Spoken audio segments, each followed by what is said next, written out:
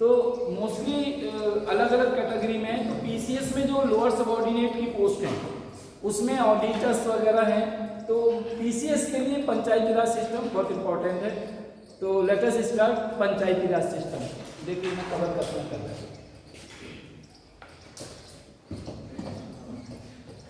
पंचायती राज system, पंचायती राज,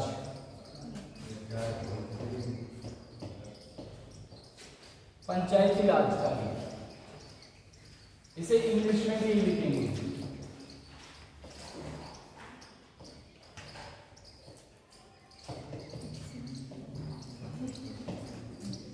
और इसका actually है संस्थान कहते हैं, पंचायती राज इंस्टीट्यूशन।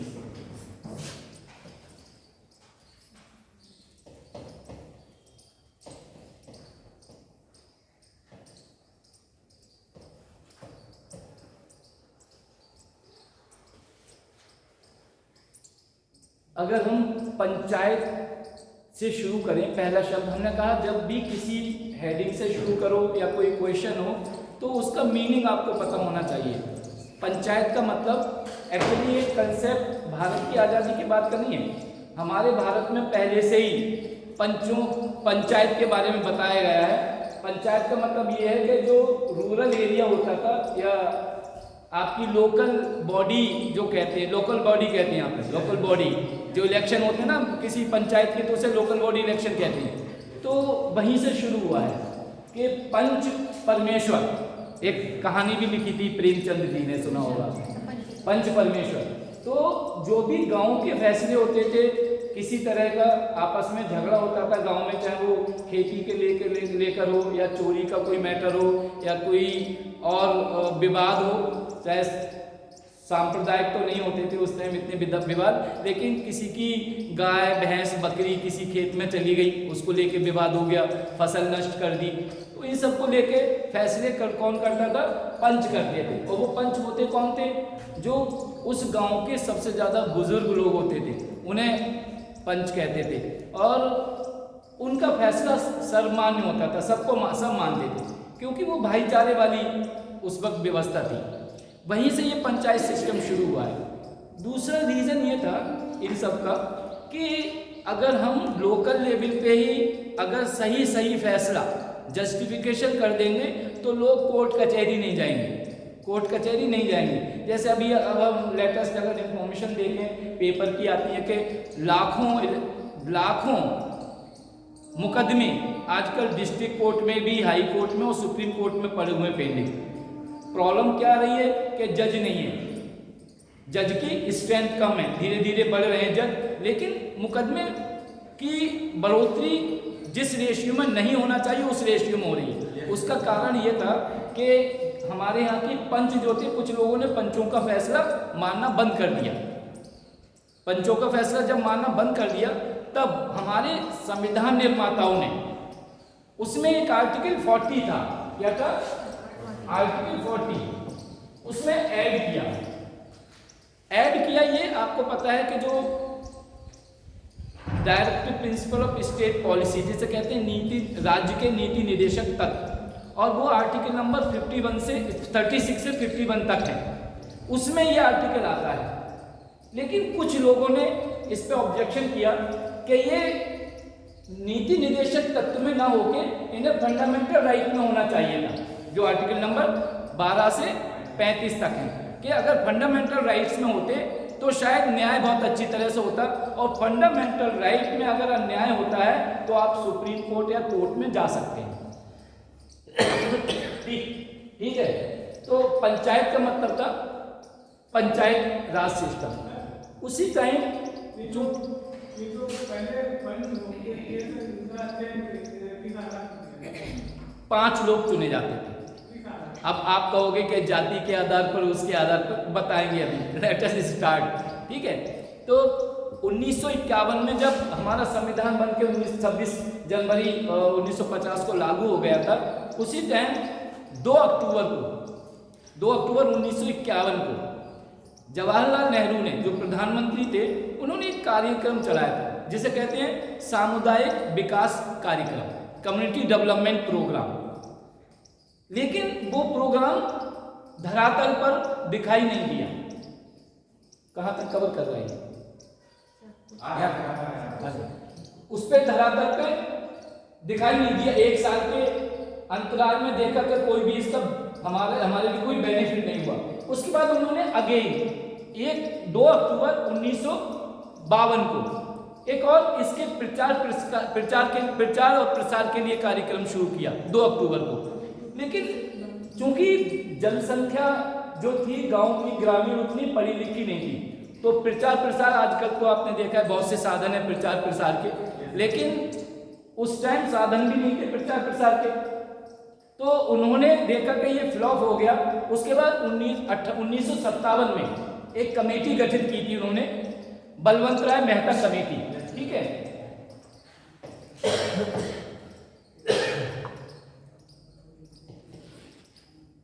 बलवंत राय मेहता कमेटी।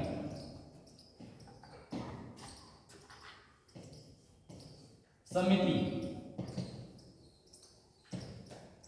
इस बलवंत राय मेहता कमेटी थी और 1957 में ये कमेटी गठित की थी।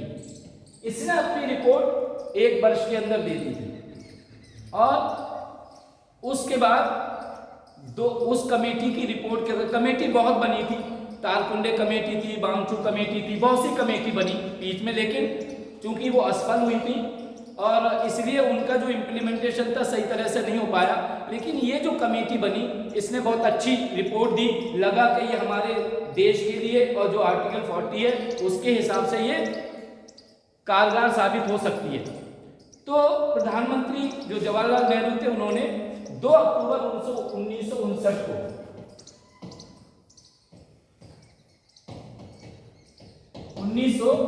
को राजस्थान के नागौर जिले से इसकी शुरुआत की थी। 2 अक्टूबर इसलिए रखा गया था क्योंकि गांधी जी की जो मंशा थी ग्राम स्वराज की, तो उनके बर्थडे पे ही ये सब कार्यक्रम शुरू हुए थे।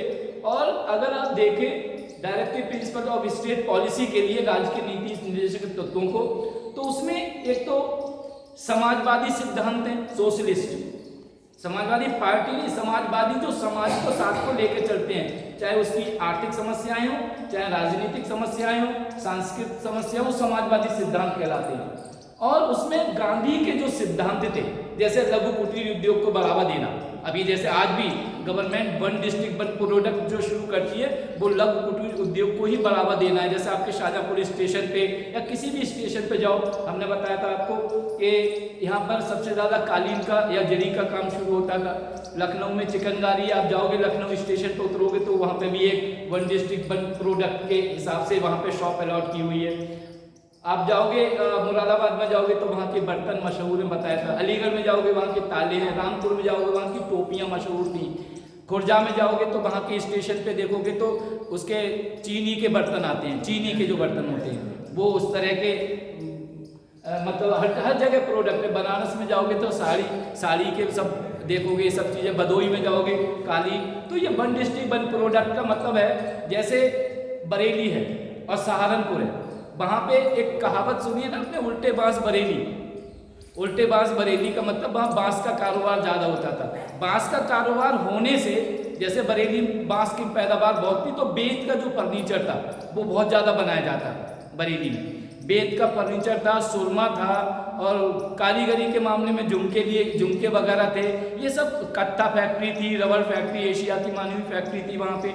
इसी तरह सहारनपुर में फर्नीचर का काम बहुत ज़्यादा होता है। इन सबको लघु कुटीर या आत्मनिर्भर भारत जिसे कहते हैं सेल्फ रिलायंस, आत्मनिर्भर भारत बनाने के लिए जब तक आप लोकल स्थानीय जो कुटीर उद्योग है उन्हें बढ़ावा नहीं देंगे तब तक ओवरऑल डेवलपमेंट नहीं होगा। जैसे मैं अभी बताऊं इन चीज़ों के समाप्त होने से क्या नुकसान हुआ है। पहले हमारे यहाँ पर गांव में जो लोग होते थे, ये कच्चा माल जाता था गांव में, जैसे चरखा चालन हुआ था, और लड़कियां घर में अपने जरी का काम शुरू कर देती थी।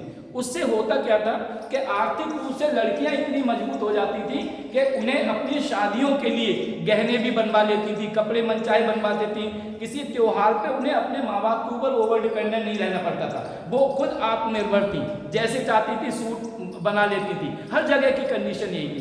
तो अच्छा इनका माल भी बाहर जाता था, जैसे जयपुर वगैरह में बहुत ज़्यादा पहनते हैं कढ़ाई की, एम्ब्रॉयडरी के सब चीज़ें, है ना। तो इन बाहर भी और विदेशों में भी कई हैं, मैं चूँकि चल रहा है, कई नेता थे जो विदेशों में उन माल भेजते थे, इन सब चीज़ों का बहुत बड़ी लेवल पे एक्सपोर्ट होता था इनका। लेकिन अब ये चीज़ें थोड़ा सा कम हुई हैं। तो लेकिन इन सब चीज़ों से अभी ये जो चीज़ हमारे यहाँ पे थी वो चाइना ने ले ली है। आपने देखो कि छोटी से छोटी चीज़ आप देखो 10 रुपये, 15 रुपये, 20 रुपये की शॉप लगती है जो बड़े बड़े सिटीज़ में, आप दिल्ली जैसे सिटी में जाओगे 10 रुपये में कोई भी मान लो, 10 रुपये में कोई भी मान लो, 20 रुपये में, या बड़ी बड़ी शॉप पे यहाँ पे 99 रुपीज़ में गिफ्ट शॉप हो जाती है ना। फिनिक्स मॉल वगैरह में आप जाओगे वहाँ पर भी है। तो ये क्या है कि वहाँ पर सबसे बड़ी आबादी होने के कारण चाइना में क्या हुआ, प्रोडक्शन ज़्यादा होने लगा, क्योंकि छोटी छोटी चीज़ें, आप जैसे कार, छोटी खिलौने होते हैं बच्चों के, ज़्यादातर खिलौने, या बताइए झालर तक वहाँ से यहाँ सप्लाई होती है। इसका मतलब वहाँ उन्होंने, और हमारे यहाँ पे हथकरघा उद्योग जो थे सब बंद हो गए। जैसे पहले पत्तल चलती थी, बंद हो रही है धीरे धीरे, मिट्टी के कप और जो उसमें दिए वगैरह चलते थे उनकी जगह मोमबत्तियों ने ले लिए, है ना, मोमबत्ती के। तो कई चीज़ें हमारे हाथों से स्लिप हो गई। तो ये सब चीज़ें, कुटीर उद्योग। इसी तरह पंचायत में आदमी ज़्यादातर देखा होगा कि आपसी मुकदमे जो होते थे, तो बलवंत राय मेहता कमेटी ने ये कहा कि 3 स्तर पर एक त्रिस्तरीय समिति की उन्होंने एक परिकल्पना की, और पहले लेवल पर उन्होंने कहा था ग्राम पंचायत होना चाहिए, वो लोकल लेवल पर हो, और उसके बाद अगली होना चाहिए खंड लेवल पर। जैसे आप कहते हैं ना बीडीओ, मैं दोनों बातें बताऊंगा। पंचायत समिति कहते हैं, लेकिन क्यों कहते हैं वो बताएंगे। क्या है ब्लॉक, ब्लॉक को क्या कहते हैं, खंड, खंड विकास अधिकारी जैसे कहते हैं, बीडीओ ब्लॉक डेवलपमेंट ऑफिसर। तो एक खंड क्या है, डिस्ट्रिक्ट को, जिले को कई भागों में बांटा गया है, भाग को ही खंड कहते हैं ना। तो कई ब्लॉक में डेवलप होता है, और एक तहसील में कई खंड हो सकते हैं, है ना। तो खंड, एक खंड लेवल पे कहा गया पंचायत समिति, और जिला लेवल पे उसे कहा गया जिला परिषद। तो 3 पार्ट कौन कौन से नोट कर लीजिए आप, एक तो ग्राम पंचायत, दूसरा ब्लॉक समिति, और तीसरा जिला परिषद। नोट कर लीजिए। ब्लॉक पे पंचायत समिति कहते हैं, वैसे लोग ब्लॉक पंचायत कहते हैं, लेकिन एक्चुअल नाम उसका ब्लॉक समिति है। लोग आप लिख सकते हो ब्लॉक पंचायत समिति भी लिख सकते हो, लेकिन पंचायत समिति एग्जैक्ट नाम है। पंचायत समिति मतलब ब्लॉक पंचायत।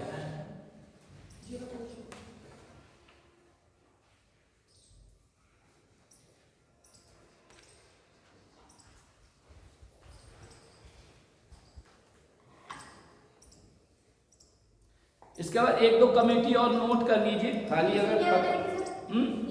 तीसरी जिला परिषद।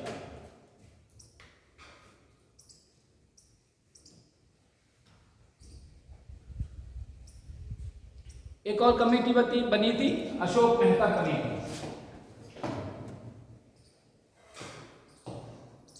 अशोक मेहता कमेटी बनी थी 1978 में, और JKB राव कमेटी 1987 में। JKB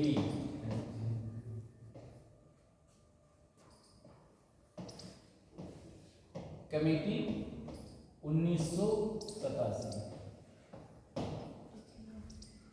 ये इसलिए इंपॉर्टेंट है क्योंकि इसी समिति ने अपनी रिपोर्ट के अंदर 73rd अमेंडमेंट की बात की थी, जो केवल पंचायती ग्राम पंचायत के लिए है।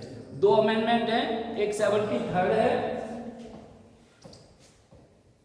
और 74। ये है रूरल एरिया से संबंधित, ग्रामीण क्षेत्रों से, और ये है अर्बन एरिया, जैसे म्युनिसिपल कॉर्पोरेशन वगैरह कहते हैं, अर्बन एरिया से। 74th amendment.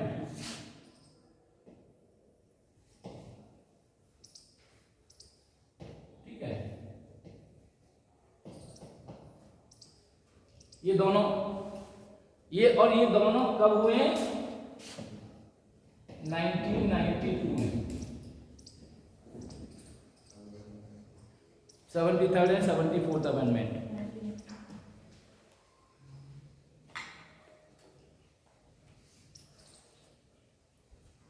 और स्पेशली अगर हम इसकी बात करें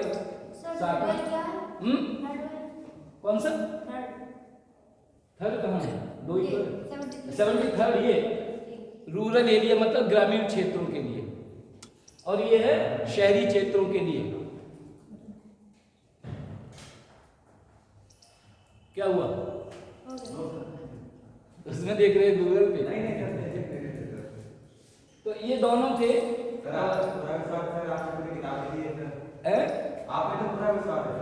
नहीं नहीं, होती जरूर कभी कभी, ओवर उसमें नहीं रहना चाहिए।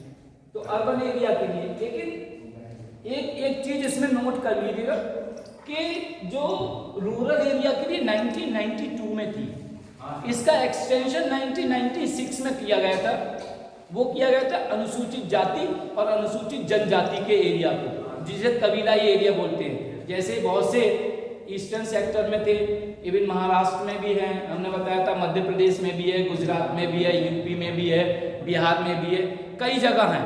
तो उनके लिए 1996 में स्पेशली अनुसूचित जाति और अनुसूचित जनजाति के लिए ये नोट कर लीजिए, इनके एरिया को डेवलप, विकास के लिए, मतलब आगे उन लोगों को साथ में लेने के लिए।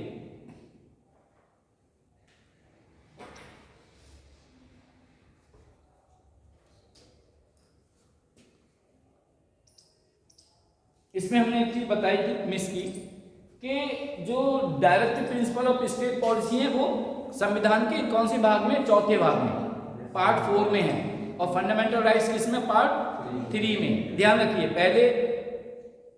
पहले है ही 12 से 35 तक है तो भाग 3 है, और 36 से आगे भाग 4 शुरू हो जाते हैं। तो हमने बताया था कि यदि पंचायत सिस्टम को अच्छी तरह से लागू करना था तो उन्हें फंडामेंटल राइट्स में लेना चाहिए था। ये क्वेश्चन पीसीएस के इंटरव्यू के लिए भी है कि क्या आप चेंज देखना चाहते हैं उसमें, क्योंकि जैसे हम कहते हैं कभी कभी वोटिंग राइट के बारे में बात करते हैं कि वोटिंग राइट तो है, हम कितना पैसा प्रचार प्रसार पे खर्च करते हैं, 25 तारीख को बहुत पैसा खर्च होता है हर डिस्ट्रिक्ट में, लेकिन फिर भी वोट परसेंटेज जिस स्थिति जो बढ़ना चाहिए हमारी, वो वोट परसेंटेज बढ़ी नहीं है।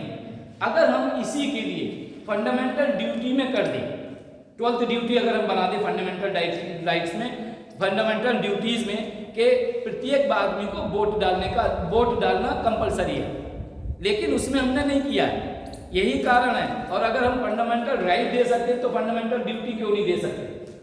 कि प्रत्येक प्रजातंत्र को मजबूत करना है तो वोटिंग राइट होना चाहिए, प्रजातंत्र को मजबूत करना है तो लोकल बॉडी, पंचायत, ग्राम पंचायत, ब्लॉक पंचायत और जिला परिषद को भी मजबूत करना पड़ेगा। इसीलिए संविधान निर्माताओं ने इसे directive principle of state policy के लिए इसलिए दिया, ये भी कारण बता देते हैं, क्योंकि जो आर्टिकल नंबर 36 से 51 तक है वो राज्य के ऊपर डिपेंडेंट है, केंद्र उसे इन्फोर्स नहीं कर सकता कि आप लागू करिए, केंद्र इन्फोर्स नहीं कर सकता। और ये सुविधाएं निर्माताओं ने इसलिए दी हैं क्योंकि उस वक्त हमारा देश अलग अलग राज्यों में विभाजित था, अलग अलग प्रांतों में था, कुछ कमिश्नर स्टेट थे, कि आपके लिए कुछ तो मन मर्जी का मिले, कहीं तो स्वायत्तता मिले कि आप हमारे साथ जुड़े, लेकिन आपको कुछ प्रोविजंस, क्लास, कुछ अनुबंध आपको दिए गए हैं कि आप उन पर कानून बना सकते हैं। इसीलिए उन्होंने केंद्र सूची और राज्य सूची के विषय अलग अलग दिए कि अच्छा, क्योंकि राज्य सूची में क्या है, जैसे हमने बताया था हर जगह की, हमारे यहाँ पे क्या है, हर जगह की जलवायु अलग है ना। आप यहाँ पे नॉर्थ में रहते हैं विंटर में, लेकिन साउथ में उस वक्त विंटर नहीं होती है, वहाँ की पैदावार अलग है, जलवायु अलग है, पैदावार अलग से अलग है, रहन सहन अलग है, संस्कृति अलग है, भाषाएं अलग हैं, सब कुछ अलग अलग है। तो उन्हें ये छूट दी गई है कि आप अपने भाषा की रक्षा के लिए, अनुसूचित जाति जनजाति उनकी रक्षा के लिए, उनकी संस्कृति की रक्षा के लिए अब कैसे आप इम्प्लीमेंट करते हैं, आप आर्टिकल नंबर 36 से 51 तक आप स्वतः और राज्य सरकार, राज्य सूची में जो आपके लिए वो दिए गए विषय, उन पर आप कानून भी बना सकते हैं, लेकिन ऐसा कोई कानून नहीं बना सकते जो केंद्र के साथ टकराव की स्थिति में हो। अगर ऐसा कोई कानून बनता है संविधान के अनुसार तो केंद्र का कानून मान्य होगा, ठीक है। इसलिए ये सुविधाएं दी गई थी। और यही कारण हमने बताया था कि हमारा संविधान बहुत बड़ा है, क्योंकि उसमें फंडामेंटल ड्यूटीज भी दी गई हैं, फंडामेंटल राइट्स भी। हर संविधान में फंडामेंटल राइट्स नहीं दिए गए मौलिक अधिकार। ठीक, देखिए स्वतंत्रता प्राप्ति के बाद पंचायती राज व्यवस्था, हाँ कवर कर लिया है वैसे ट्रेडिंग। प्राप्ति के बाद पंचायत राज व्यवस्था।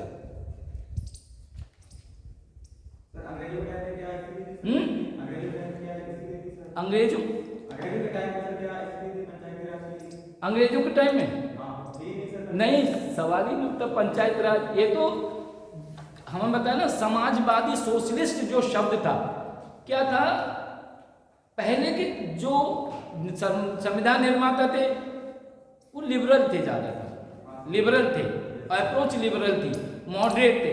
अगर लिबरल नहीं होते तो हमें नहीं लगता कि जल्दी हमें आज़ादी मिल सकती थी। एग्रेसिवनेस से काम, जैसे आप खुद प्रैक्टिकली देखते हो, कोई तेज आवाज में बोल दिया, आपकी अप्रोच हो, आप कहीं ऑफिसर हो, आपको लगता है सुनेंगे आप उसकी? नहीं सुनेंगे। तो आपको हमेशा जब कोई चीज लेना होती है तो हाथ ऐसे करना पड़ेगा। तो हमें स्वतंत्रता लेनी थी, इसीलिए जो मॉडरेट उदारवादी लीडर थे वो वही अप्रोच रखते थे। उन्हें मालूम था कि हमें तो ज्ञान है क्या नियम है सरकार के, ब्रिटिश सरकार के। अगर हमारी जनता को नियम नहीं, अगर वो कानून तोड़ेंगे तो उन्हें जेल मिल जाएगी, या तो सेलुलर जेल मिलेगी, या काला पानी की सजा मिलेगी, या फांसी की सजा मिलेगी नियम कानून में। क्यों? उनके लिए हमदर्दी नहीं थी। हमारे भारत के जो लोग हैं स्वतंत्र, उन्हें हमदर्दी है। उन्हें हमदर्दी क्यों नहीं थी? क्योंकि वो अपना आर्थिक लाभ लेने के लिए या यहाँ का जो रॉ मटेरियल था उसे लेने के लिए अपना राज यहाँ पे कर रहे थे। उन्हें कोई हमदर्दी नहीं थी। अगर हम, और जो उन्होंने यहाँ पे डेवलपमेंट किया, विकास किया, चाहे वो सड़कों का हो या पोस्ट एंड टेलीग्राफ ऑफिस या जो भी सुविधाएं उन्होंने दी, वो किस लिए दी? जहां उन्हें अपना ट्रांसपोर्टेशन सिस्टम बढ़ाना हो, चाहे सड़कें डालना हो, अपने प्रिविलेज के लिए दिया, अपने लोगों के लिए दिया। इसलिए उन्हें पंचायत राज सिस्टम उस टाइम नहीं था। ये संविधान निर्माताओं ने, गांधी जी की एक फिलॉसफी थी, उनकी बुक्स आप पढ़िए, कई बुक्स हैं, स्वराज के ऊपर भी है, और वो बहुत से नेताओं की भी और दूसरों की बुक है। तो वो यूनिटी और यूनिटी की बात करते हैं, क्योंकि उन्हें मालूम था प्राचीन इतिहास हमारा, हमने बताया ना शुरू में कि हमारा प्राचीन इतिहास इतना स्ट्रांग है कि वो पंचायत सिस्टम की व्यवस्था करता था। उस टाइम कैबिनेट नहीं थी, लेकिन जो राजा महाराजा होते थे उनके यहाँ पे जो मंत्री होते थे, मंत्री तो पहले भी होते थे ना, तो मंत्री शब्द जो बना है मंत्रणा से बना है। किससे बना है? मंत्रणा। मंत्रणा कहते हैं आपस में डिस्कशन करना। मंत्रणा, भाई आप क्या करते हो किसी के, अरे भाई चलिए मंत्रणा कर लीजिए। अब मंत्रणा, मंत्र का मतलब होता है कोई ऐसा तरीका, ऐसा मंत्र बताइए कि हम पास हो जाए। इसका मतलब ऐसा तरीका बताइए कि हमारा ये प्रॉब्लम है तो सॉर्ट आउट हो जाए। देखो मंत्र, मंत्रणा, मंत्री, तीनों इस तरह के शब्द हैं कि आपस में डिस्कशन करना। पंचायत में भी यही होता है, आपने अपने लोग चुने, उन्हें जिम्मेदारी दे दी कि जो समस्याएं हैं गांव की उन्हें सॉर्ट आउट करना है, तो वो मंत्रणा करते हैं, सबकी बात सुन के आपस में मंत्रणा करते हैं और फैसला दे देते हैं। यही मंत्री वही करते थे सब अपने। उसके भी मंत्री अलग अलग थे। सेनापति, जो आज जिसे हम जनरल और एडमिरल और एयर चीफ मार्शल कहते हैं, वो कौन थे? सेनापति थे। क्या वायुसेना के सेनापति आप हैं? थल सेना के सेनापति आप हैं? तो इन चीजों को सब मिक्स करके अगर देखें तो चीजें वही थी। हमने अंग्रेजों से क्या लिया? हमने रूल्स रेगुलेशन लिए। रूल्स रेगुलेशन की बात करें तो प्राचीन एंशिएंट ट्रेडिशन से कस्टम पढ़ेंगे मनुस्मृति के टाइम पर, जब 4 दंड हुआ करते थे, दंड नीति, जैसे हम दंडा नीति करते हैं, सामने नहीं, वो दंड नीति नहीं थी, वो तो राजनीतिक उसमें था। दंड नीति थी, जैसे किसी ने, आज भी है वो सिस्टम में है, अरब देशों में है कि किसी ने चोरी की तो उसके हाथ काट लिए गए। उस टाइम भी थी ये। अगर किसी ने व्यभिचार किया तो उसके माथे पे, अब BA फर्स्ट ईयर में अब आ गया है ये कोर्स में, ट्रेडिशन, भारतीय ट्रेडिशंस क्या क्या थे, अभी है इस कोर्स में, हम फर्स्ट ईयर को पढ़ाते हैं। तो उसके माथे पे लिखवा दिया जाएगा, जैसे कहते हैं मैं चोर हूं, पहले कहते थे ना लोग कि चोर के उस पर लिखवा दिया मैं चोर हूं, अगर पकड़ा गया तो सजा वो थी कि सामाजिक बहिष्कार था, लोगों को ये पता चले कि ये चोर है। आप पढ़िए, और पूरे ट्रेडिशंस लिखे हुए, तो ये चीज़ें बहुत बड़े लेवल पे हैं। लेकिन ये अब हम जो बात करते हैं ज़्यादातर मेटलिस्टिक वर्ड्स की करते हैं, लेकिन पहले वो सोशल और इमोशंस थे पहले। अब तो एक कुछ चीज़ें नॉर्मल हो गई हैं, पहले नॉर्मल नहीं थी। पहले अगर कुछ कोई कर देता था तो उसे हेय दृष्टि से देखा जाता था, बिल्कुल मतलब गिरी हुई नज़र से देखता था। आजकल तो कोई सवाल ही नहीं, सब अपने आप में उठे हुए हैं, राजा महाराजा हैं, सोच तो रहते ही हैं। यही सच्चाई है, क्योंकि आजकल डर नहीं रह गया है। जैसे हम कहते हैं कभी कभी पंचायतों में एक चलन होता था हुक्का का चलन, हुक्का आज भी चौधराए तो हुक्का पीते थे, एक ही हुक्के से सब पी लेते थे। आजकल लोग कहते हैं कि कम्युनिटी डेवलपमेंट इसलिए नहीं हो रहा है, हुक्का सब पीते थे, आजकल अपनी अपनी बीड़ी अपनी अपनी सिगरेट पीते हैं, हमें हुक्का की जरूरत क्या है। ये इंडिविजुअलिज्म है, ये छोटी चीज है, इंडिविजुअलिज्म है। तो पंचायत राज व्यवस्था जो करती है कम्युनिटी डेवलपमेंट की बात करती है। क्या हुआ है? नहीं, ये आपके दोस्त दस रहे हैं, ये सच है। इंडिविजुअलिज्म चल रहा है, व्यक्तिवाद चल रहा है। आप देख लीजिए कहीं भी किसी में सब अपने अपने व्यक्तिवाद की बात कर रहे हैं। ठीक है, आ जाइए। तो बलवंत राय मेहता कमेटी में 3 पॉइंट थे, वो नोट कर लीजिए।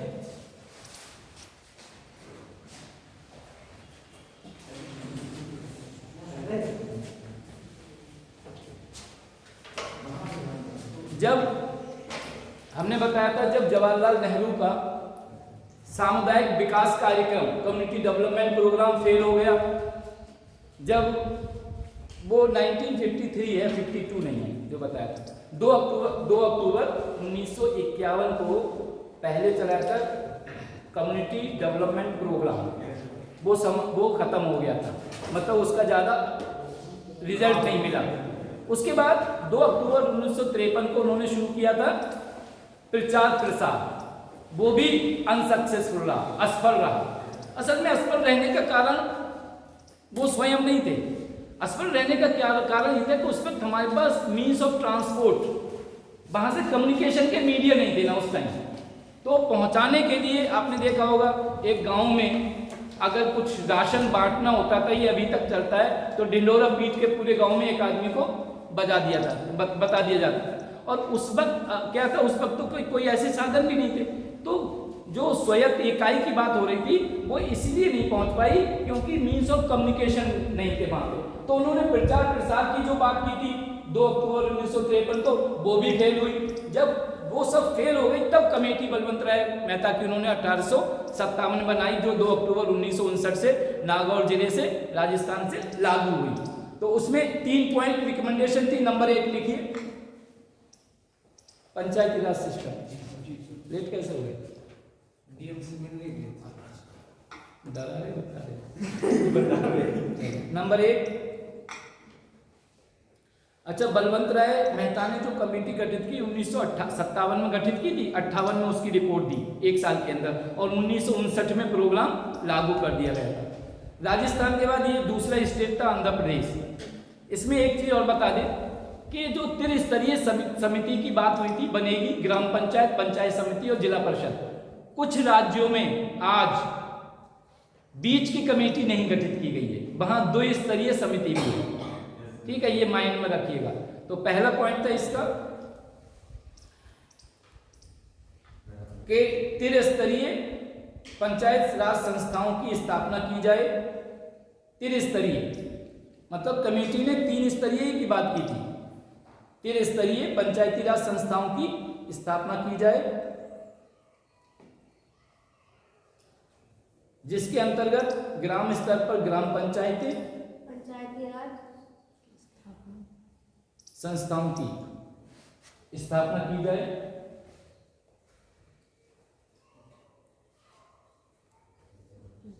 जिसके अंतर्गत ग्राम स्तर पर ग्राम पंचायतें, ब्लॉक स्तर पर पंचायत समिति,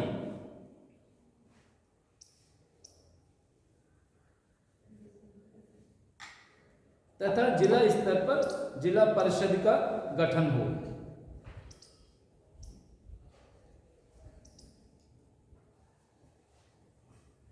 और दूसरा पॉइंट इसका लिखिए,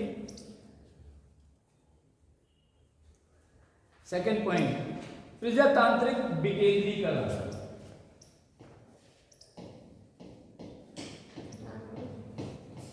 प्रजातांत्रिक विकेंद्रीकरण।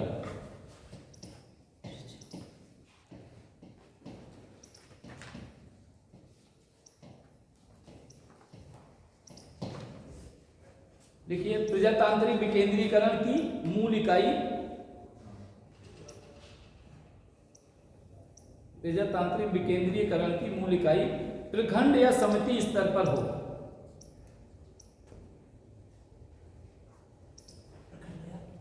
समिति स्तर पर हो।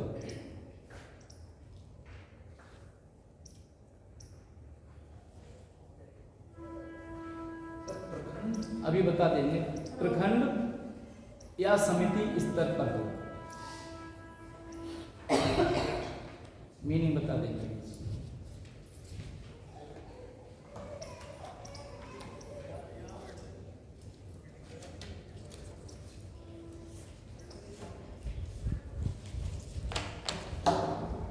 प्रजातांत्रिक विकेंद्रीकरण शब्द आया, कहां तक कवर कर रहे बता देना आप।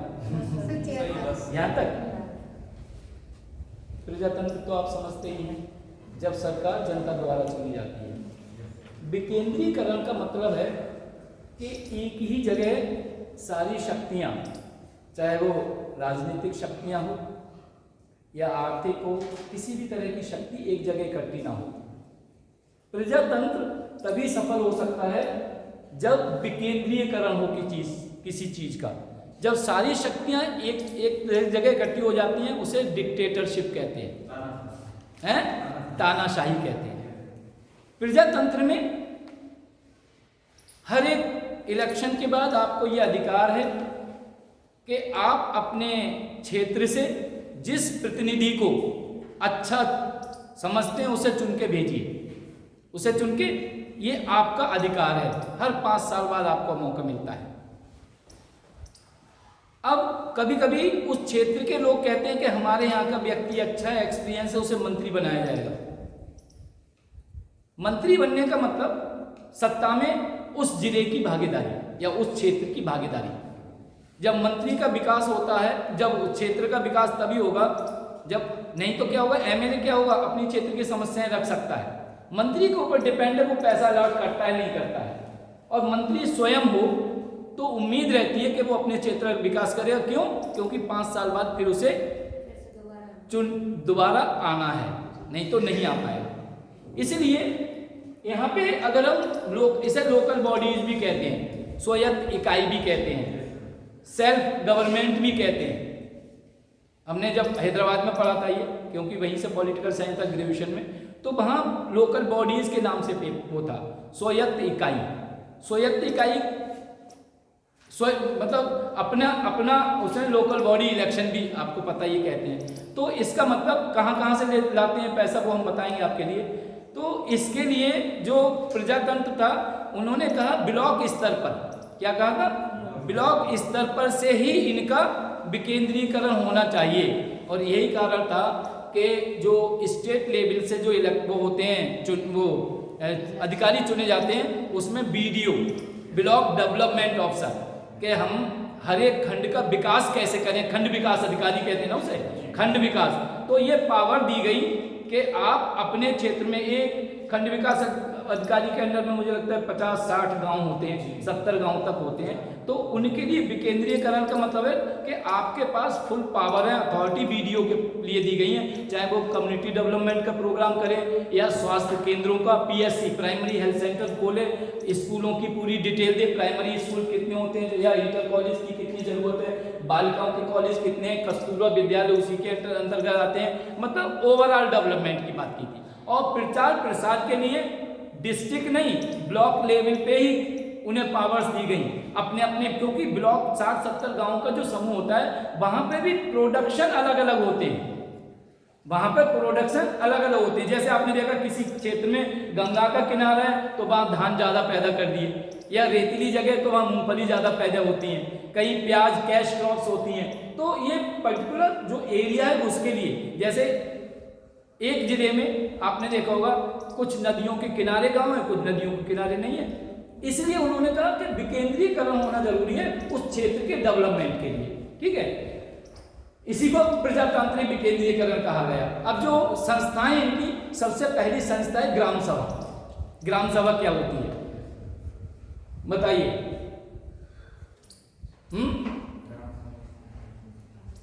ग्राम में जो लोगों कुछ स्पेशल लोगों के द्वारा एक समिति अच्छा, सभी लोग नहीं कुछ सर उसमें से मैं जो लोग सर वोट डालते आप सीधा बता दो ना 11 वर्ष की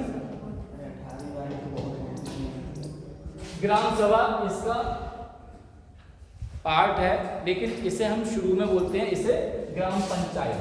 अगर हम पंचायत सिस्टम की बात करते हैं तो ग्राम पंचायत कहते हैं। अब दोनों में अंतर बता दे रहे हैं, यहाँ पर दोनों अलग अलग हैं। ग्राम सभा ग्राम पंचायत अलग अलग होती है, सही है? क्या हुआ सर? बहुत बेसिक चीजें पढ़ा रहे हैं। अच्छा सर, हाँ ग्राम सभा कई मिलकर ग्राम पंचायत बना। बता देते हैं। एक्चुअली एक शब्द आता है प्रधान से प्रधानमंत्री तक, तो हाँ लिखा देनी है, नहीं वो हम कहते ही हैं, ये चीजें एडवर्टाइज भी होना चाहिए। ग्राम सभा 200 से लेकर 1000 तक जहां वोटर होते हैं उस एक पर्टिकुलर क्षेत्र को ग्राम सभा कहते हैं। क्षेत्र इसलिए कहा, कहीं कहीं वोटर 800 हैं, और फिर हम एक गांव कहते हैं। गांव का छोटा रूप क्या होता है? गांवटिया। गांवटिया, लेकिन लिखते हैं गांवटिया। ये चीजें मालूम नहीं होंगी ना आपको, इसलिए बता रहे हैं। क्या है? गांव थोड़ा सा बड़ा हो गया, छोटा हो गया, गांवटिया। मजरा उससे भी छोटा हो गया। मजरा जहां लोकल लोग अपना वो बना के एरिया रहते थे, जैसे सिख लोग हैं अपना एरिया बना के रहते हैं। झाला भी बोलते हैं उसे, झाला। क्या बोलते हैं? झाला। ये शब्द आपको हमें बताना चाहिए और मुझे बताना पड़ रहे हैं। तो अगर कोई 200 लोग कम पड़ रहे हैं तो कई मजरा या गांवटिया को मिला के उसको खाना पूर्ति करते हैं। क्यों? जिससे हमें इलेक्शन के लिए आसानी हो जाए। तो 200 से लेके 1000 तक जहां वोटर होते हैं, जो आपने कहा 18 साल तो हो सकते हैं, लेकिन उनको एज ए वोटर रजिस्ट्रेशन होना जरूरी है। नहीं तो इस सरकार को कैसा पता चलेगा कि यहाँ पर इतने वोटर हैं, रजिस्ट्रेशन नहीं हुआ है। किसी गांव में है 1500 वोटर, अब रजिस्ट्रेशन है 800 का, तो वो 1500 नहीं देखेंगे, वो देखेंगे 200 और दूसरे गांव से मिलाओ। क्योंकि रजिस्टर्ड, इसीलिए वोटर को रजिस्ट्रेशन कराना आवश्यक था। तो 200 से लेके 1000 तक के गांव में एक ग्राम सभा होती है। उस ग्राम सभा के इलेक्शन होते हैं, जिसे हम कहते हैं लोकल बॉडी के इलेक्शन जब होते हैं, तो उसमें एक प्रधान की नियुक्ति होती है वोट के द्वारा। किसके? वोट के द्वारा। और जो बाकी जैसे हमारे यहाँ म्युनिसिपल कॉर्पोरेशन में सभासद होते हैं, उस तरह के गांव सभा में भी, इसे इंग्लिश में कहते हैं, जैसे विधानसभा को कहते हैं लेजिस्लेटिव असेंबली, इसे कहते हैं विलेज असेंबली। गांव सभा क्या कहते हैं? विलेज असेंबली, ग्राम सभा, विधानसभा, लेजिस्लेटिव असेंबली। तो सभा है, इसका मतलब ये हुआ कि यहाँ पर भी सभा के मेंबर होते हैं, प्रधान होते हैं तो मेंबर भी होते हैं। मेंबर को कैसे करते हैं? जैसे यहाँ पर शहर में आपके वार्ड होते हैं, इसी तरह गांव में ग्रामीण वार्ड होते, ग्राम के भी वार्ड होते हैं। उन सबके सदस्य चुने जाते हैं। और जैसे यहाँ पर क्या होता है, ग्राम सभा मेंबर के इलेक्शन अलग होते हैं, और मेयर या चेयरमैन के इलेक्शन भी होते हैं, होते नहीं होते हैं? वहां पर भी ग्राम सभा के सदस्यों के भी इलेक्शन होते हैं और प्रधान के भी इलेक्शन होते हैं। उन सब का सिलेक्शन होने के बाद उनमें से ही, उन जो सेलेक्टेड मेंबर हैं, उनमें से कुछ मेंबर चुने जाते हैं जो कि न्याय पंचायत के सदस्य होते हैं। किसके होते हैं? न्याय पंचायत के। और उनमें से, उन्हीं से ग्राम पंचायत बनती है। और ग्राम पंचायत खाली एक गांव की नहीं होती, हर गांव की। यहाँ पर 1500 से लेके 2000 तक वोटर होना जरूरी है। कितने? 1500 से लेके 2000 तक वोटर होते हैं, तब मिलके एक ग्राम पंचायत बनती है। दोनों में अंतर समझ गए कि यहाँ पे जो ग्राम सभा का इलेक्शन होता है उसी टाइम ये लोग कुछ मेंबर्स को चुन लेते हैं और वो ग्राम पंचायत के सदस्य बन जाते हैं और ये कई गांवों को मिलाकर एक ग्राम पंचायत बनती है। और उन पंचायतों में जो भी पंच चुने जाते हैं वो सब एक सरपंच को चुनते हैं। किसे चुनते हैं? सरपंच को। एक चीज और बता दें ग्राम सभा के बारे में कि जो प्रधान चुने जाते हैं, जो प्रधान चुने जाते हैं और जो मेंबर होते हैं उन्हीं मेंबर्स में से एक उप प्रधान भी चुन लिया जाता है आपसी सहमति से। आपसी सहमति से एक उप प्रधान भी चुन लिया जाता है। जब प्रधान नहीं होता है तो उसके कार्य वो करता है। क्या क्या कार्य बताएंगे आगे। तो ग्राम पंचायत के तो उसी में से कुछ पंचायत चुन लिए जाते हैं और कई गांवों की ग्राम पंचायत में मिलाकर एक इसे ग्राम पंचायत भी कहते हैं और न्याय पंचायत भी कहते हैं। क्या कहते हैं? न्याय पंचायत। न्याय पंचायत। तो 2000 मैक्सिमम 2000 लोगों तक एक न्याय पंचायत होती है। उसमें एक सरपंच चुना जाता है और उसके नीचे एक उप सरपंच भी चुना जाता है। कि कौन? उप sarpanch.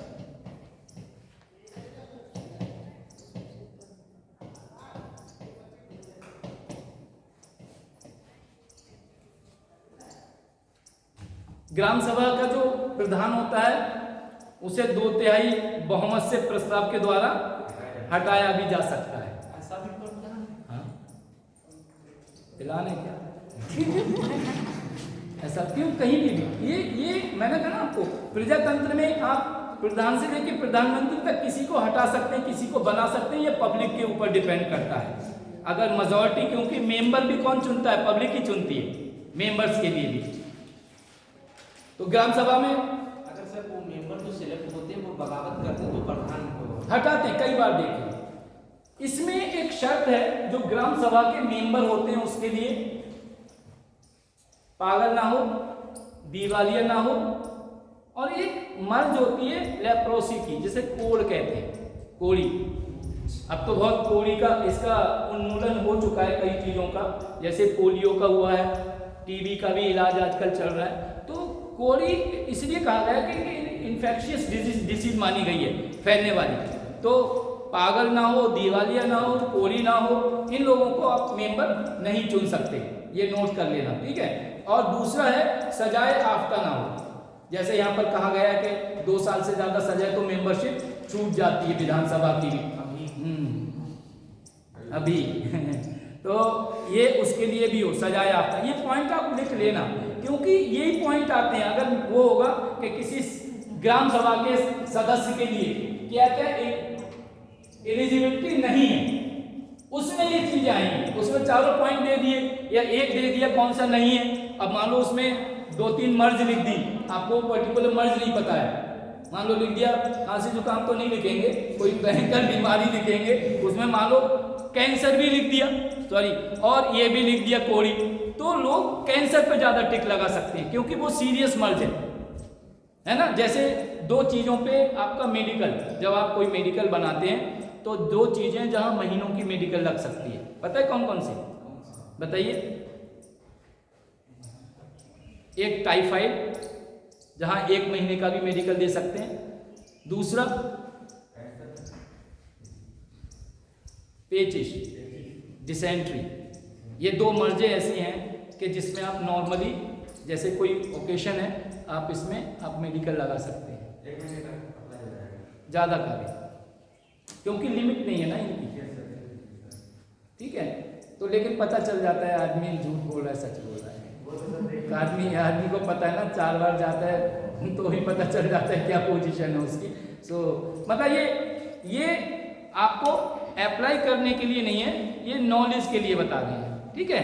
Don't apply, don't misuse और don't take undue advantage of this.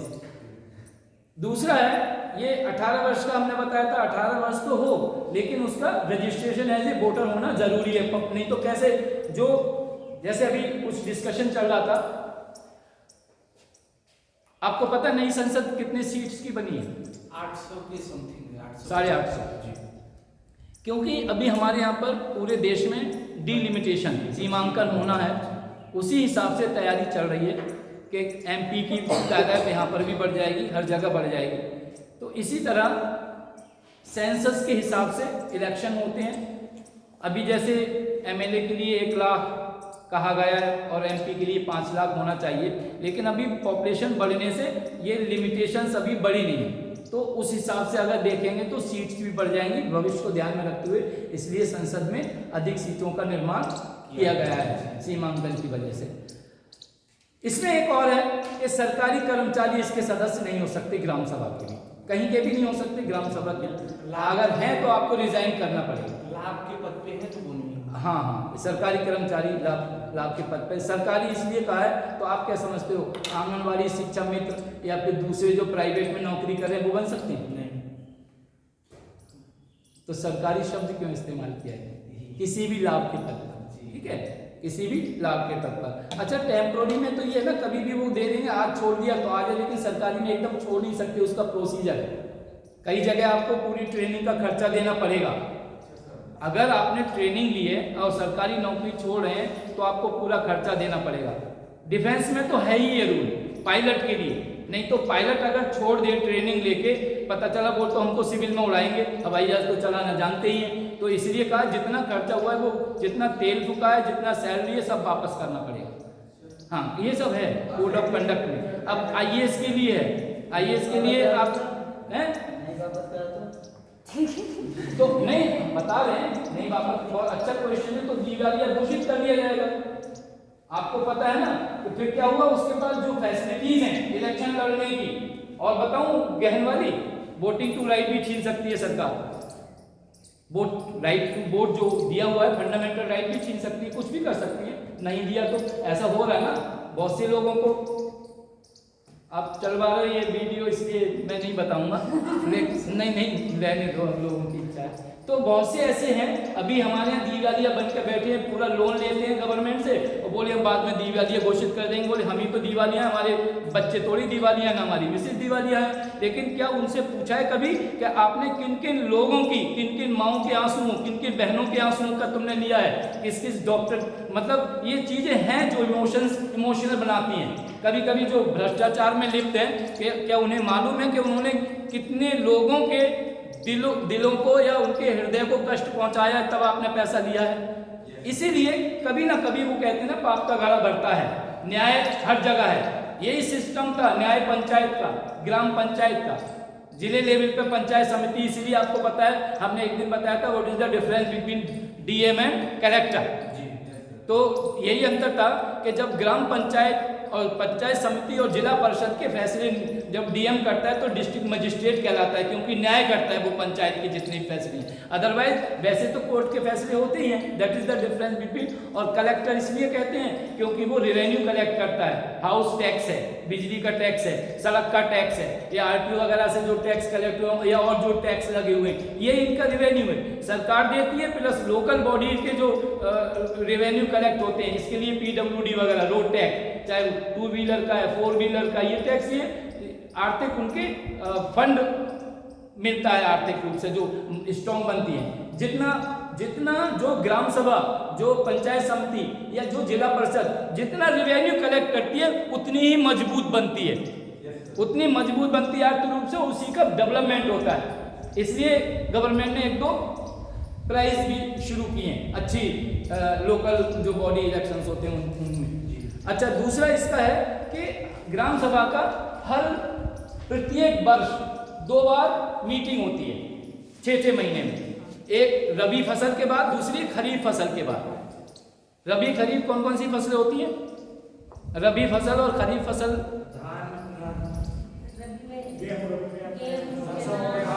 गेहूं, सरसों और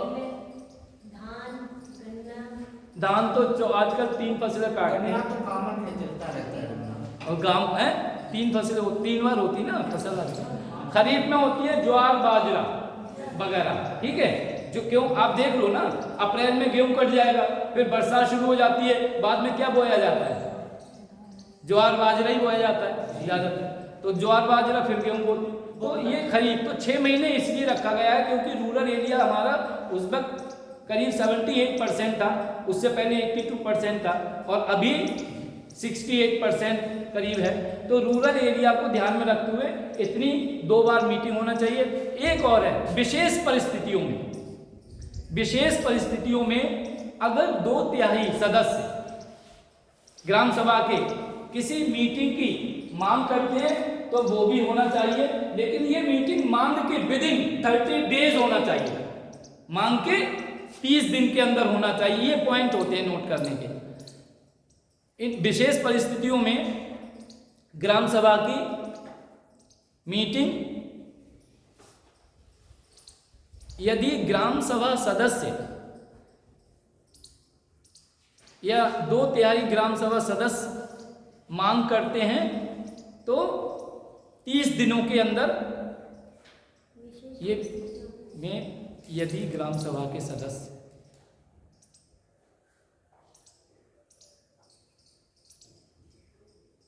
मीटिंग की मांग करते हैं, 2/3 सदस्य मीटिंग की मांग करते हैं, कितने होना चाहिए? 2/3 मेजॉरिटी मांग करते हैं तो ग्राम प्रधान के लिए 30 दिनों के अंदर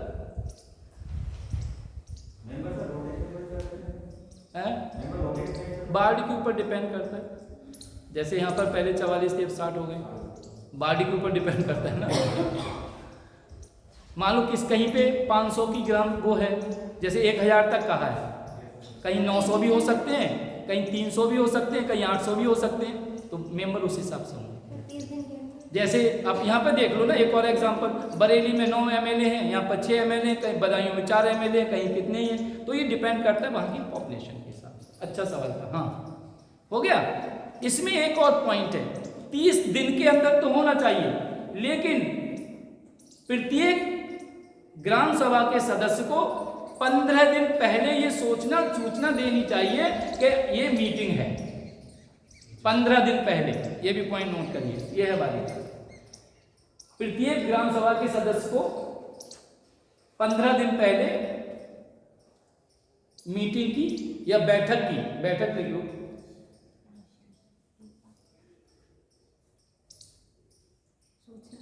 सूचना देनी चाहिए। और एक और पॉइंट है MCQ टाइप,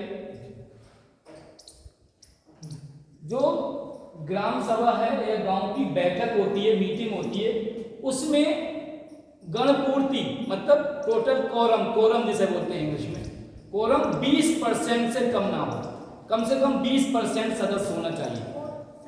कोरम गणपूर्ति, जैसे कम से कम इतने लोग, जैसे हम कह दें कि ये क्लास तब होगा, मान लो 60 लोग हैं, हम कहेंगे जब तक 40 लोग ना हो तब तक हम क्लास नहीं लेंगे, तो मिनिमम आप क्या करोगे, 39 है मान लो, अब कहोगे आज तो सर क्लास नहीं लेंगे, तो एक आदमी को फोन करोगे, बोले तुम और आ जाओ, 40 पूरे हो जाएंगे तो सर क्लास लेंगे, नहीं तो 39 आदमी तो बेकार है ना। तो मिनिमम बैठक के लिए जब तक 20% सदस्य नहीं होंगे तब तक कार्रवाई अमान्य मानी जाएगी, अमान्य होगी, ठीक है। तो 20% ये पॉइंट है।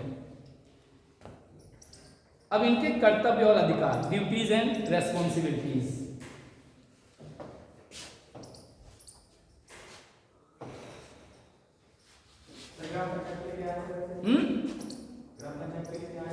अभी बताइए।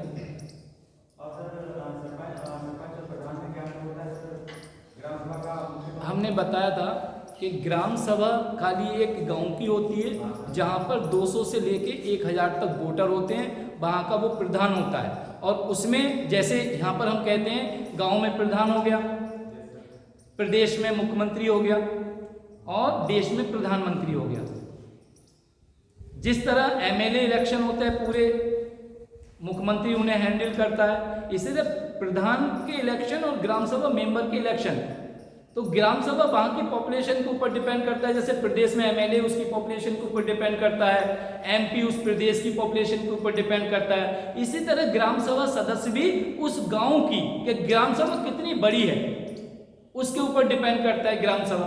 अब कई 1500 से 2000 तक के मतलब वोटर्स हों, वहां पर कई गांव के जो कई गांव हैं उसे मिलके ग्राम पंचायत बनती है।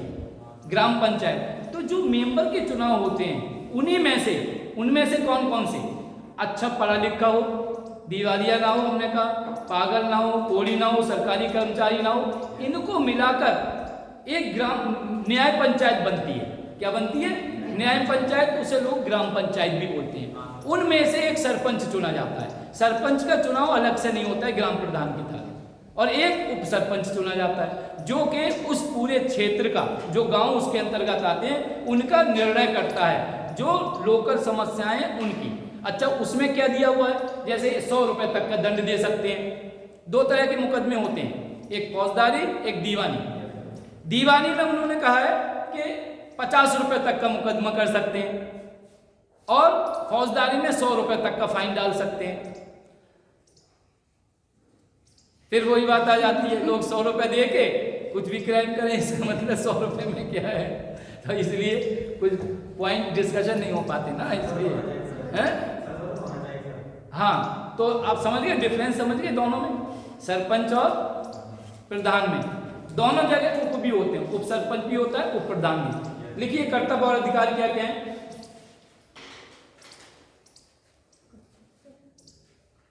कर्तव्य अधिकार ग्राम सभा के। आजकल तो आपने देखा होगा ग्राम सभाओं के लिए एक विलेज डेवलपमेंट ऑफिसर होता है। क्या होता है? विलेज वीडियो चुनाव हो गया, और उसके साथ एक चपरासी भी मिलता है। आजकल ये नियम है। वो क्या करता है, जो भी सरकार से ऑनलाइन, आजकल तो ऑनलाइन पैसा मिलता है, तो ऑनलाइन जो भी पैसा होता है उसका पूरे साल का लेखा जोखा रखता है। और लेखा जोखा 1 अप्रैल से 31 मार्च तक शुरू होता है। जो पैसा खर्च नहीं कर पाते वो वापस कर दिया जाता है। कई ऐसे ग्राम प्रधान होते हैं, ग्राम प्रधान नहीं, कई ऐसी संस्थाएं होती हैं जो पैसा खर्च नहीं कर पाते। तो पूरा लेखा जोखा कितना खर्च हुआ, किस किस मद में, मद जानते हो आप लोग, जब फार्म भरते हो तो किस हेड में जमा होता है पैसा, अलग अलग हेड्स होते हैं, किस मद में जमा हुआ, कुछ पैसा सरकारी मद में, और कितना वापस आएगा वो उनके ऊपर कई नियम कानून है, उसका डिस्कशन करेंगे। तो वो पैसा पूरा सरकार का पैसा जो आता है, प्लस जो हाउस टैक्स, मकान का भवन कर जिसे बोलते हैं, वहां से मिलता है, और जो पैसा दूसरी मदों से, जैसे फाइन डाला उसका भी पैसा हो सकता है, प्लस मछली पालन जो होता है, कुछ पट्टे की जमीनें होती हैं, तालाब होते हैं, हर गांव में कुछ सुविधाएं होती हैं। ग्रामीण स्वराज योजना या फिर बहुत सी योजना भी चलाते हैं नहरों के लिए, कि खेती के लिए पानी कहाँ से आए, नदी से नहरें खुदवा दी, ट्यूबवेल लगवा दिए, ट्यूबवेल हर गांव में होते हैं, तालाब हर गांव में होते हैं, सिंचाई के लिए, जानवरों को पानी पिलाने के लिए तालाब होते नहीं होते हैं। और कुछ ऋण सहकारी समितियां होती हैं, सुना होगा, एक सहकारी समिति मतलब जो वो होती है ना, जो गेहूं वगैरह जिसमें बेचते हैं, सहकारी समिति जानते हैं आप लोग है, उसका डायरेक्टर नियुक्त होता है। तो वहाँ पे गेहूं वगैरह है उसका, या जो भी धान चना जिसकी गवर्नमेंट रेट पे, जैसे MSP का जो प्रॉब्लम आया था किसानों का, कि इतना पैसा होना चाहिए, इससे नीचे नहीं होना चाहिए, जैसे मिनिमम बेस का एक नियम बना हुआ है कि किसी भी मजदूर को इससे कम नहीं दे सकते, लेकिन होता क्या है, मजदूरी में आदमी उससे कम में भी काम करने को तैयार हो जाता है। इसी तरह किसानों का गेहूं का अलग रेट फिक्स है, धान का अलग रेट फिक्स है, हर दालों का रेट अलग फिक्स है, लेकिन किसान मजबूर होकर, मान लो जरूरत पड़ती है उसे शादी के लिए किसी की, या और कुछ घर बनवाने के लिए, तो उसके लिए वो कम पैसों में भी बांटता है, मतलब वो बेचना पड़ता है उसके लिए। तो उन सब के लिए भी सुविधाएं हैं उनके लिए। जैसे आपने गेहूं बेचा सरकारी उसमें, तो उस हिसाब से सरकार आपको पैसा भी दे देती है। मछली पालन के लिए अच्छा पट्टा, जिस पे जमीन नहीं है, जो आदमी मजदूर है उसके लिए जमीन भी दी गई है। अभी इसीलिए एक नियम बना था, राइट टू प्रॉपर्टी जो था आर्टिकल 31, वो इसलिए समाप्त किया था कि कुछ लोगों के पास 1,000 2,000 बीघा जमीन थी, उसे क्या कर दिया, एक नियम बना दिया कि एक नाम पे 100 बीघा से ज्यादा जमीन नहीं होगी। इसीलिए ये इसमें बहुत बड़ा रोल था, जमीनें बहुत एक्स्ट्रा हो गई। जब जमीनें एक्स्ट्रा हो गई तो गरीबों के लिए पट्टा देने लगे, कितने बीघा जमीन देना है उसके लिए, पट्टे पे जमीन। अच्छा, दूसरा पट्टे का मतलब एक तो परमानेंट दे दिया, दूसरा उन्हें कुछ बटाई पे देते थे। हाँ, जैसे कुछ अनाज 50% हमारा 50% तुम्हारा। कुछ लोग पूरी जमीन लेते थे, बोले हम आपको 1 कुंटल बीघा या 2 कुंटल बीघा को देंगे। यही सिस्टम क्या चल रहा है बीघाओं में, कि आपने 1 बीघा पे 1 कुंटल देंगे, है ना। तो अभी भी है, हाँ वही अभी है। क्या हुआ, अभी इंक्रोचमेंट बहुत हो गया है। चीज़ें बहुत अच्छी बनाई गवर्नमेंट ने, लेकिन इम्प्लीमेंटेशन गलत हो रहा है उनका कहीं ना कहीं व्यवचार बढ़ गया है। ये चीज़ें बड़ी, सिस्टम बहुत सही है हमारे, वी शुड फील प्राउड जो सिस्टम दिया गया है, लेकिन हम कितने कारगर, कितने सक्सेसफुल हुए हैं। नीतियाँ तो बनी हैं, उनमें इम्प्लीमेंटेशन में कहाँ प्रॉब्लम आ रही है, वो समस्याएं सॉर्ट आउट नहीं हुई हैं। नहीं तो लोग आजकल अगर ये समस्याएं, ये पंचायती राज सिस्टम बहुत अच्छी तरह से चल रहा है तो लोग शहरीकरण हो ना, लोग गांव में रहें। जैसे अभी पीएचसी सेंटर है, आप डेली अखबार में पढ़ लीजिए, वो कहते हैं कि डॉक्टर नहीं आते हैं। अब पीएचसी अगर आ जाए तो शहर में किसी भी महिला को आने की जरूरत नहीं है, बच्चों को किसी दिखाने को, इंजेक्शन वगैरह के लिए आने की जरूरत नहीं है, जो कितना होता है, ऑपरेशन करने की जरूरत नहीं है। सब सुविधाएं वहाँ पे, इतनी फैसिलिटी हैं। जैसे अभी इलेक्शन होते हैं, हम लोगों को भी सब सुविधाएं दी गई थी, टैबलेट दी गई थी। जाड़ों में इलेक्शन हुए थे कि क्या खाना है, चाय की पत्ती और ये वो सब स्पेशल चीज़ दी गई थी कि आप लोग बीमार ना पड़े। सुविधाएं बहुत है, पैसा खर्च करते हैं, आजकल स्पॉन्सर बहुत मिल जाते हैं, लेकिन वो चीज़ें हैं। बहुत से एमबी और डॉक्टर अपने गाँव में सेवा दे रहे हैं, तो ये चीज़ें बहुत थी। हर गाँव में तालाब मिलेगा, हर शहर के पास आपको नदी मिल जाएगी, क्योंकि इसका मतलब ये नहीं कि नदी खोदी गई थी। गांव ही शहर जो है, गांव या शहर नदी के किनारे बसाए गए थे, क्योंकि सबसे मेन जरूरत है पानी की।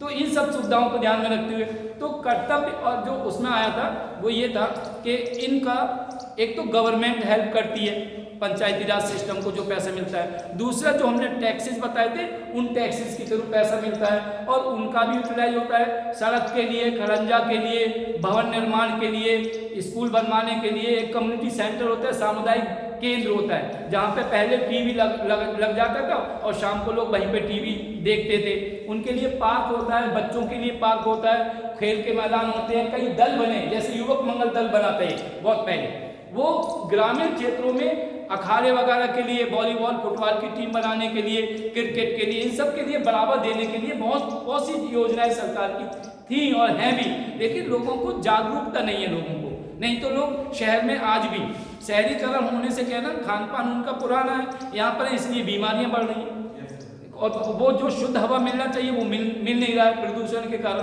तो जो पंचायती राज सिस्टम था, it was the best system, but how much it is implemented depend upon particular bureaucrat जो वहाँ पे उस क्षेत्र में है, वो उसके ऊपर डिपेंड करता है। ठीक है, तो हाँ बोलिए। राइट टू प्रॉपर्टी एक्ट जो है, इसमें 75 को बीघे अगर इससे ऊपर जमीन खरीदते हैं तो शासन और प्रशासन से परमिशन लेना होगा। 75 बीघा से जी, अगर एक साथ ऐसा तो आपको पूरा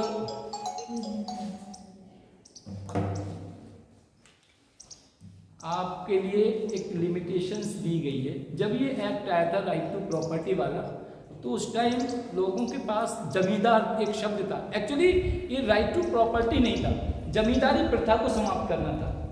जमींदार का मतलब होता है जमींदार, जमींदार का मतलब जमींदार, जिनके पास पैसा है नहीं, हाँ, तो जिनके पास ज्यादा जमीन थी। इसे जो हमने शब्द बताया था विकेंद्रीकरण, इसी तरह आर्थिक विकेंद्रीकरण जो था, एक जगह पैसा जमा हो रहा था। प्रजातंत्र में एक खास बात है कि आप 2-4 लोगों के पास पैसा जमा नहीं होना चाहिए।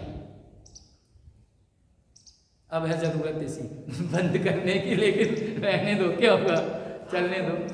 तो एक जगह अगर पैसा जमा हो गया कहीं पर्टिकुलर 2-4 लोगों के पास, प्रजातंत्र में गवर्नमेंट कौन है? कैबिनेट। बाकी जो स्वतंत्र प्रधानमंत्री हैं वो नहीं है, स्वतंत्र प्रधानमंत्री हैं वो नहीं है, और जो डिप्टी हैं वो भी नहीं है।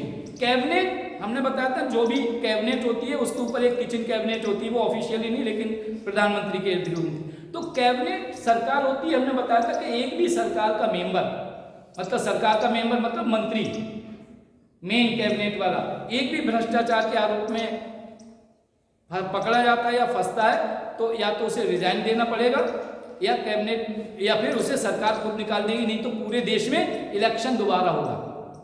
ये नियम है, नहीं है, ये नियम है। इसी तरह क्या होता है, जो आपने कहा कि अगर एक ही जगह पैसा जमा हो गया तो डिक्टेटरशिप होने के चांस होते हैं। पहले लोग क्या करते थे उसका भी कारण बता देते हैं। पहले जो लोग थे बिजनेस करते थे, उन्होंने मार्केट से पूरा गेहूं खरीद लिया। कब? जब फसल हुई अक्टूबर नवंबर वो सॉरी जून तक सब फसल काट वो कर लिया। अब लोगों के पास जनवरी जुलाई अगस्त में बरसात होती थी, सही है, अक्टूबर में गेहूं की बुआई शुरू होती थी और गेहूं की बुआई शुरू होने के बाद 5-6 महीने खाली रहते थे, सही है। तो लोगों को जो पैसे जो उन्होंने 5 रुपए किलो गेहूं बेचा था वही उन्हें 10 रुपए किलो खरीदना पड़ता था। इससे इंदिरा गांधी के शासन में छापामारी हुई। जैसे अभी भी अटल बिहारी वाजपेयी के जमाने में भी लोगों ने प्याज की रेट बढ़े तो सरकार गिरी थी उस टाइम, तो प्याज उन्होंने जमाखोरी कर ली। इन जमीन की जमाखोरी, फसलों की जमाखोरी, अन्न की जमाखोरी, दालें 200 रुपए किलो बिकी थी, अब सस्ती हो गई। ये तो आपके टाइम की बात है, 200-300 रुपए किलो बिकी थी दालें अभी। क्यों? क्योंकि जमाखोरी हो गई। एक जगह जमा कर लो, पता चला स्केरिसिटी, इकोनॉमिक्स के बच्चे समझते हैं स्केरिसिटी ऑफ पर्टिकुलर ग्रेन, अनाज की स्केरिसिटी हो जाए और जरूरत हो उसकी तो लोग फिर महंगा तो खरीदेंगे ही, क्योंकि खाना ही खाना है, डेली यूज की चीजें। तो इसलिए इन सब सिस्टम्स को दूर करने के लिए, इसी तरह जमीनियों को डिक्टेटरशिप ना हो, इसलिए राइट टू प्रॉपर्टी लाया गया था। और 75 बीघा एक परिवार के लिए कितने बीघा जमीन की जरूरत पड़ सकती है खाने पीने को एक साल में, आप उतना लीजिए भाई। हमें जितने ब्यूरोक्रेट से सब टैक्स देते हैं, वो सरकार ये कहती है जितना eat to live, not live to eat. आप जीने के लिए खाइए, खाने के लिए मत जिए। तो अगर आप ज्यादा खा रहे हैं इसका मतलब क्या हुआ? आप किसी ना किसी का हिस्सा तो ले रहे हैं ना, किसी ना किसी का हिस्सा ले रहे हैं। आपने अगर गलत तरीके से धन कमाया है तो गलत तरीका कौन सा होता है? जो दूसरे के दिल दुखा के, या जो आपका नहीं है वो पैसा लिया आपने, तो वो चाहे जमीनों 75 बीघा आपसे कहा गया है हम दो हमारे दो, आप बता दो 75 बीघा जमीन का एक साल में आप क्या करोगे, कितना पैदावार होगा? और अगर दे रहे हो और लोग ले रहे हैं तो मैं बता रहा हूं बोल के कि एग्रीकल्चर एक ऐसा क्षेत्र है जहां पर इनकम टैक्स में आदमी घोटाला कर सकता है। क्यों? वो तो दिखा देगा हमारे यहाँ पे 1 कुंटल बीघा गेहूं नहीं हुआ, हम तो 50 किलो, वो मुश्किल से 50 किलो हुए, सब इतने पैदा हुए, और बाकी बेच देगा। क्या है कोई प्रूफ एग्रीकल्चर? तो ये देशभक्ति की तरफ नहीं जाएगा देश। इसलिए हमें मालूम है कि एक व्यक्ति को कितना खर्चा है पर उसका, ये सब सिस्टम बड़ा इंपॉर्टेंट था। राइट टू प्रॉपर्टी एबॉलिश करना, कई चीजें हैं। तो गॉट इट, समझ गए ना? 75 बीघा क्यों? 75 बीघा आप करोगे तो ये डर रहेगा ना प्रजातंत्र में, या कि जो हम स्वस्थ समाज की बात करते हैं वो स्वस्थ समाज हमें नहीं मिल पाएगा। सर राइट टू प्रॉपर्टी कब आया था? आर्टिकल 31 बताइए आप। फंडामेंटल राइट में पढ़ाएंगे, इसका पूरा खत्म करो पहले ही। डिस्कशन क्या हुआ? चल नहीं रहा? लिखिए ग्राम पंचायत। ग्राम पंचायत तो बता दिया हमने, फिर भी आप नोट कर लीजिए। अच्छा बता दिया ये ग्राम पंचायत का गठन भी बता दिया। ग्राम पंचायत में एक सरपंच होता है, हाँ लिखिए, वो तो बता दिया। अविश्वास प्रस्ताव पास करके सरपंच को भी हटाया जा सकता है। आपको सोर्स ऑफ इनकम बता दिए क्या होता है, गठन लिख लीजिए। और इसका ग्राम पंचायत में एक सरपंच, एक उप सरपंच तथा ग्राम के वार्डों के वार्ड पंच होते हैं, वार्ड पंच।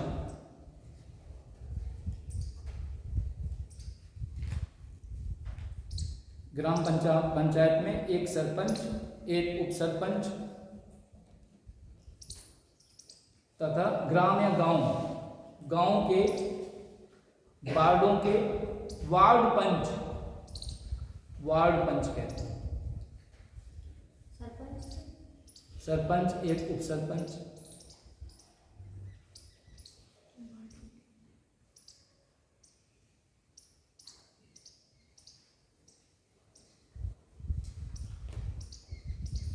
क्या हुआ? ग्राम पंचायत में एक सरपंच, एक उप सरपंच तथा ग्राम के वार्डों के वार्ड पंच। समझ गए? उन्हीं सदस्यों में से चुने जाते हैं, उन्हें वार्ड पंच कहते हैं। फिर बाद में होते हैं। सरपंच का चुनाव ग्राम के सभी वयस्क सदस्य मिलकर करते हैं।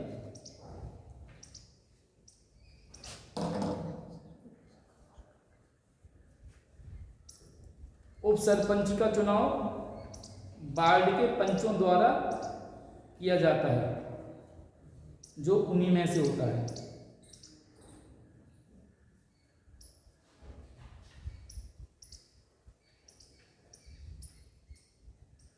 पंचों के 2/3 बहुमत से, पंचों के 2/3 बहुमत के अविश्वास प्रस्ताव से सरपंच को हटाया जा सकता है।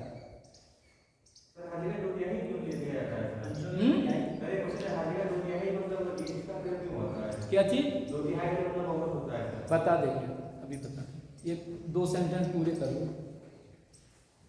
पंचों के 2/3 बहुमत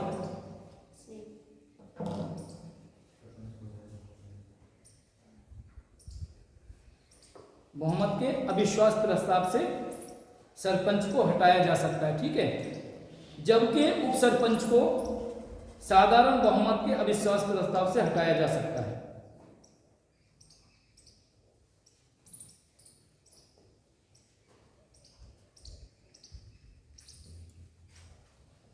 तेहत्तरवें संविधान संशोधन के अनुसार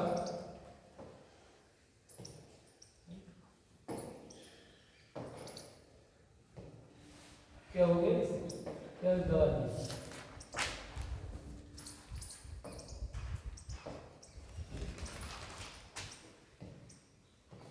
73वें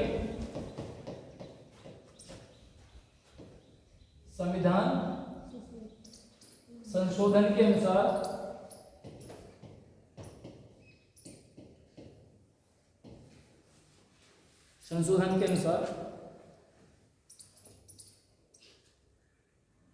ग्राम पंचायत के सभी निर्वाचित सदस्यों में SC ST व महिला के लिए 1/3 निर्वाचित सदस्यों के सभी निर्वाचित सदस्यों में SC ST व महिला के लिए 1/3 स्थान आरक्षित किए जाते हैं। ये 73rd अमेंडमेंट के हिसाब से है। आपका कोई है स्थान आरक्षित किए गए हैं SC ST 1/3 अब मैं बता, हाँ वो तो डिपेंड करता है उस स्टेट के ऊपर। हमने बताया ना, तेलंगाना में माइनॉरिटी के लिए भी 5% है, हरियाणा में है, हमारे यहाँ पर नहीं है। अब डिपेंड करता है। आपका सवाल था कि 2/3 क्यों रखा गया है किसी के पास? हम दे जवाब बताते हैं, बड़ा इंपॉर्टेंट सवाल है ये। अच्छा, ये अभी उत्तर जवाब आया हमारे दिमाग में, हमने भी नहीं पढ़ा था लेकिन आ गया दिमाग में। जहां पर सदस्य 3 हैं वहां पर 1.5 तो कर नहीं सकते, ज्यादा ही होगा, नहीं एक ज्यादा नहीं होगा, 2 रेशियो होगा 1 और 2 का, जैसे सर 50%। नहीं अब 1.5 है, 50-50 नहीं कर सकते ना उसमें। 75%। कुछ जगह ऐसा है जहां सदस्य 3 हो। जैसे शुरू में सुप्रीम कोर्ट में कितने जज हुआ करते थे? 3। बहुमत के लिए हमें कितने चाहिए? 2 एक तरफ हो, 1 एक तरफ हो, 1.5 तो हो नहीं सकता। इसलिए हर जगह वो 2/3 रखा गया है। अगर 3 ही सदस्य हैं कहीं पर तो 50% नहीं 2/3 होगा। I think you are satisfied with my response. कुछ जगह ऐसी होती है, जज है, जैसे कहीं पे एक पीठ है, पीठ सुप्रीम कोर्ट की, जैसे बाबरी मस्जिद का फैसला था 5 ने दिया। कुछ ऐसे मुकदमे होते हैं जहां 3 के हों तो उसमें 1 जज खिलाफ होगा या 2 जज खिलाफ हुए तो नेग्लेक्ट हो जाएगा, और 2 जज फेवर में हो गए तो पास हो जाएगा। इसलिए 2/3 हो गया। अधिकांशतः सर पीठ में 8 नंबर ही होते हैं। हाँ, इसीलिए अगर 50-50 हो गए फिर क्या करोगे, इसलिए रखते हैं वो। अगर 50 4 इधर हो गए, 4 उधर हो गए, 8 हो गए तो समस्या बन जाएगी ना, इसलिए ऑड रखते हैं। जैसे अभी एक जो फैसला हुआ था, जो रत्ना है उन्होंने उसके अगेंस्ट में किया था, अकेली थी वो, बाकी 4 ने कॉलेज उसका था, कई कई फैसले ऐसे हुए। Got it? चलिए,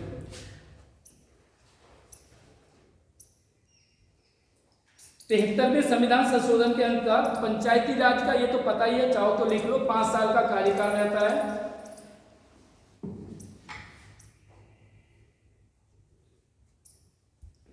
और इसमें एक खास बात यह है, इसमें और प्रेसिडेंट के इलेक्शन में जो डेट फिक्स है उससे पहले ही, जैसे 25 जुलाई को होता है किसका, प्रेसिडेंट वाला, तो आपको 6 महीने पहले से ही प्रोसेस में लाना चाहिए। इसी तरह पंचायत में क्या है ना, जब पंचायत आपका ग्राम पंचायत जब जो अवधि समाप्त हो रही 5 साल की, तो उससे 6 महीने पहले आपको इलेक्शन चुनाव करवा लेना चाहिए, 6 महीने पहले। ये फैक्चुअल डाटा भी नोट कर लीजिए आप।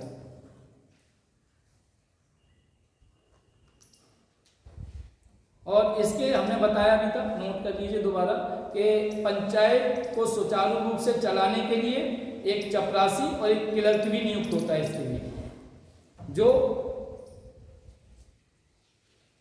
और जैसे ही सरपंच बैठक बुलाता है तो इनके थ्रू ही कार्य होते हैं।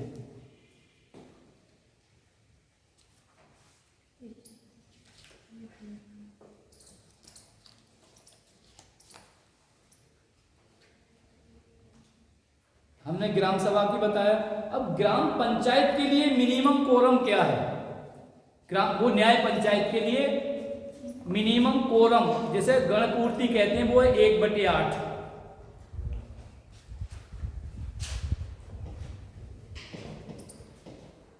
जो सरपंच बैठक बुलाएगा अपने न्याय पंचायत की या ग्राम पंचायत की कह दो,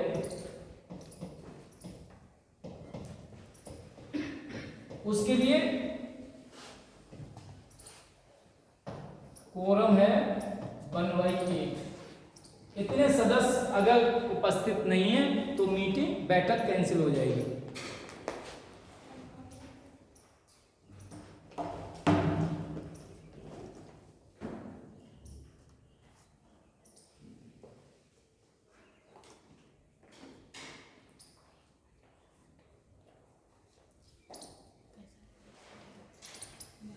न्याय पंचायत के एक और पॉइंट है कि न्याय पंचायत के सदस्य के लिए कम से कम एज 30 वर्ष की होना चाहिए। वार्ड का मेंबर 25 का है मान लो, तो वो सदस्य न्याय पंचायत का नहीं बन, वार्ड पंच नहीं बन सकता। ग्राम सभा का सदस्य बन सकता है लेकिन न्याय पंचायत का नहीं बन सकता। कितनी है? न्याय पंचायत के सदस्य के लिए कम से कम आयु 30 वर्ष होना चाहिए।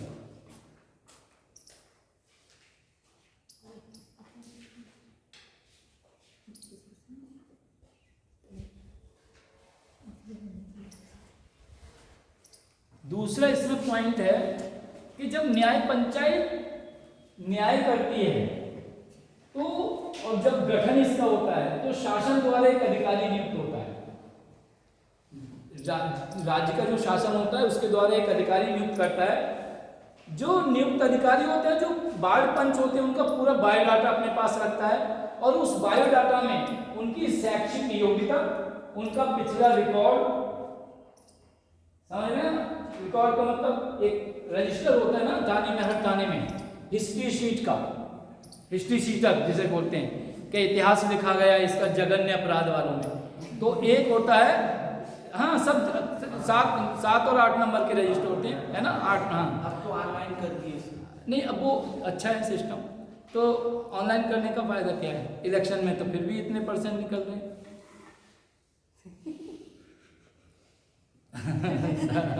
अरे देखिए, जब तक एथिकल चीजें आपके अंदर स्वयं नहीं आएंगी, जब तक हमारे अंदर स्वयं ये भावना नहीं आएगी कि मैं गलत जो काम कर रहा हूं अपने देश के जनता के साथ गलत काम कर रहा हूं, हम जिनके साथ उठते बैठते हैं उनके साथ गलत कर रहे हैं, जो हमारे देश के लोग हैं उनके साथ हम अन्याय कर रहे हैं। तो इसलिए जब तक ये चीजें समाप्त नहीं होंगी तब तक हम एक अच्छे रामराज, एक जनकल्याणकारी राज्य में मतलब हम नहीं कह सकते, घोषित नहीं कर सकते इसे। हमारे अंदर ही ये भावना हो कि हम क्या जो कार्य कर रहे हैं कि वो देश के हित में हो रहा है, समाज के, देश छोड़िए, देश का मतलब समाज के हित में हो रहा है। हम अपने परिवार को पहले सुसंगठित करें, सुसंगठित अच्छी तरह से, उसके बाद समाज को करें, तब हम वार्ड को करें, तब उसके बाद हम जिले को देखें। कल शाम की बता देते घटना, बाद में बताएंगे 1:30 बजे की। नहीं अच्छा लगा, कल एक सज्जन हम बरेली से जब आ रहे थे 8 बजे, तो एक ने रिक्शे वाले को बोल दिया था